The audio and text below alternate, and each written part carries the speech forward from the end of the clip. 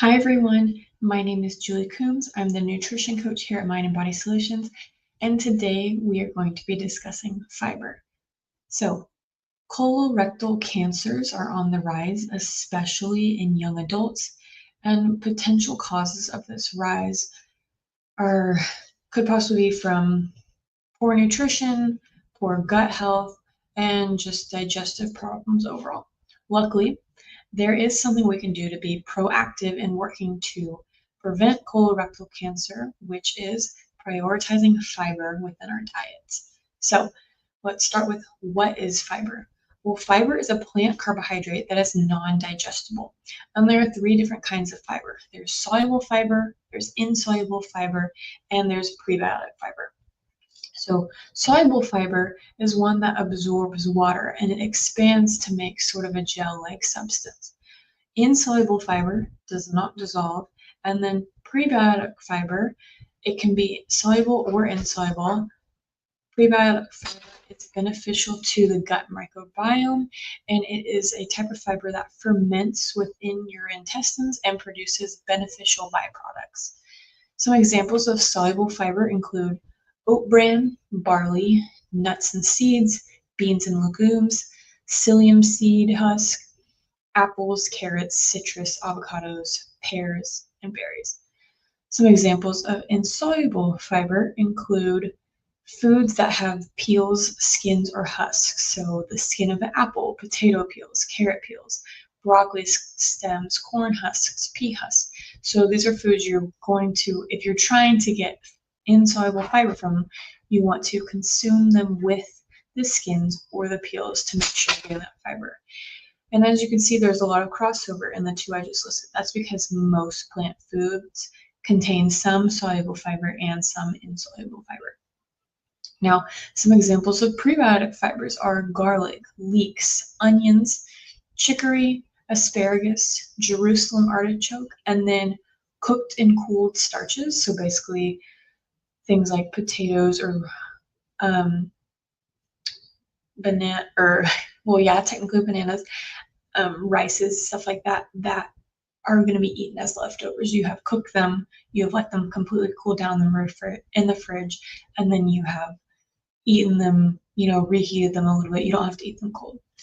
These are called resistant starches, which have prebiotic fiber. So now you might be asking, okay, if we don't digest fiber, then what does it do? So because it is not absorbed or digested, it passes through our GI tract, helping to bind and pull food and waste throughout our body, keeping it on track to be eliminated. So fiber is most well known for keeping bowel movements regular and healthy. Soluble fiber helps to soften stool, while insoluble fiber helps to bulk it up and help sweep out the waste. So it's really important to get multiple different kinds of fiber, all of the three, because they serve different purposes. So additionally, fiber helps you to feel full, which can really help if you struggle with overeating or just feeling like maybe you don't ever feel overly full and you feel like you're hungry every 30 minutes or so. Fiber helps to increase your feelings of fullness. Additionally, fiber helps with the management of blood sugar because it slows down the rate at which glucose is absorbed. Because it's non-digestible, it's going to kind of slow down digestion, which means your glucose is not spiking quite as much.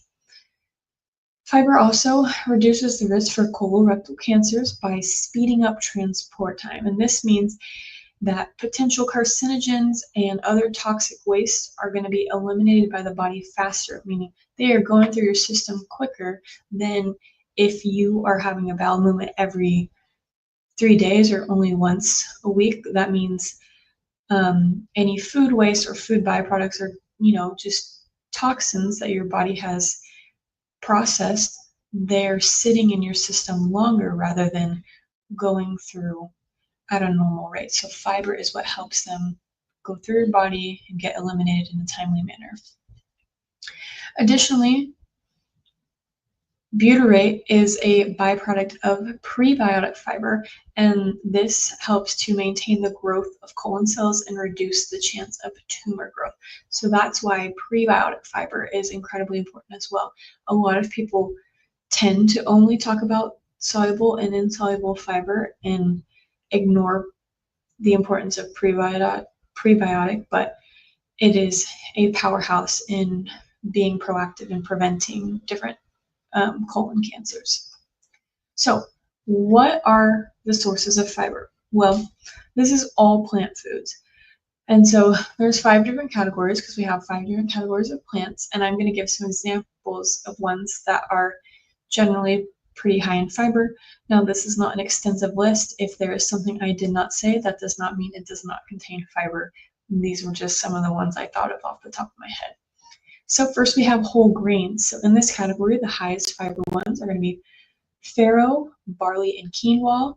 And then additionally, oats, whole wheat, and corn are all high fiber. Secondly, we have beans and legumes. So the highest source of fiber in this category is going to be lentils. And then all other varieties of beans and legumes are going to have some amount of fiber. They're generally, in the plant world, they're generally higher in fiber than some of the other things we're going to talk about. Third, we have nuts and seeds. So the highest sources are going to be chia seeds and flax seeds. And then you also have hemp seeds, almonds, pistachios, sunflower seeds, pecans, and hazelnuts are all a great source of fiber. Moving on to the fourth category is going to be fruits. So berries are going to be generally a really high source of fiber.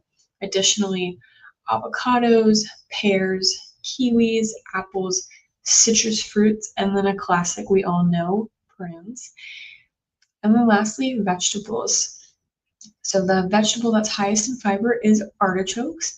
And then additionally, asparagus, cabbage, celery, greens, peas, squash, sweet potatoes, and pretty much any vegetables are going to have some fiber in them. So this is just an example to let you know, okay, pretty much all plant foods, there's going to be some fiber in it. Some sources are higher than others, but now I know. So now you might be saying, okay, well, how much fiber do I need to consume? Well, the average American only consumes about 15 grams of fiber per day, whereas the daily recommended amount of fiber is 30 grams a day. So across the board, we're only consuming about half as much fiber as we should. There is new research that suggests that there are benefits associated with consuming 50 grams or more of fiber, but what is important is working on getting at least 30 grams of fiber per day and reaching that amount slowly, especially if you are someone who feels like they do not have a lot of fiber in their diet currently. So here's 3 tips I want to talk to you about. So 1, when increasing your fiber, it is important to get it from a variety of sources, making sure you're getting soluble, insoluble, and prebiotic fibers. Because like I said earlier, all 3 sources play different roles and provide different health benefits. My second tip is you want to increase your fiber gradually. So if you think you only consume about 15 grams of fiber per day, make your first goal be consuming 20 grams of fiber and do that for a couple of days.